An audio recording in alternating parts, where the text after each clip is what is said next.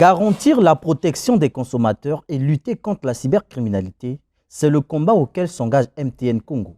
Ce 14 septembre, cette société de téléphonie mobile a échangé avec les chevaliers de la plume et du micro à l'occasion d'une conférence de presse pour annoncer la mise en place depuis le 2 septembre dernier du nouveau système d'identification biométrique au niveau des points de vente de ces cartes SIM. Nous avons revu notre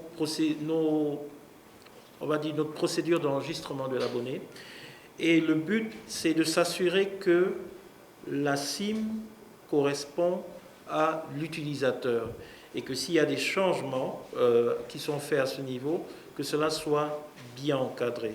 Alors, quel est le changement majeur qui a été apporté sur le terrain? C'est qu'aujourd'hui, un abonné est obligé de se faire photographier.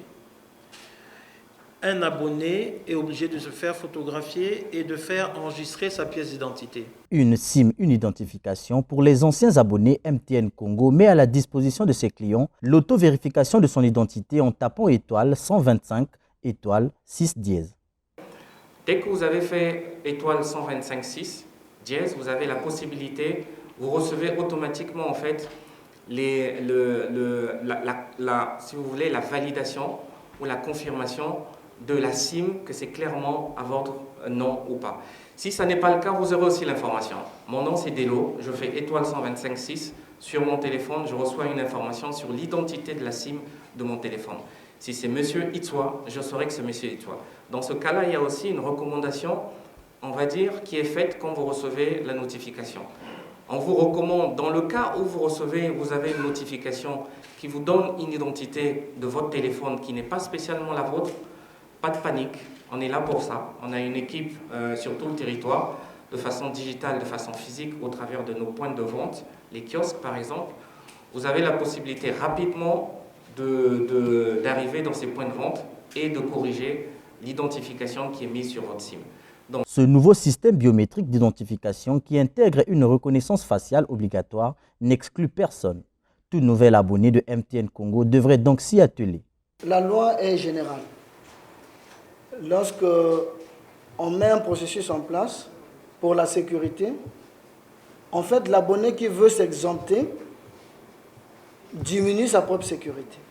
En réalité, il n'y a aucun corps de métier. Nous ne photographions pas des personnes dans leur tenue ou dans les tenues de leur corps de métier.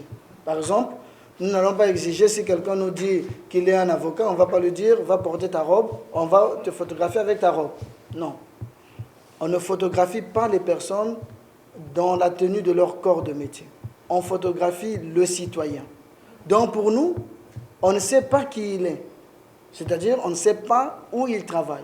Ce qui nous importe, c'est quel est son nom, son domicile, est-ce qu'il a une pièce d'identité valide, c'est-à-dire qui n'est pas expirée, et ensuite, il doit accepter de se faire photographier.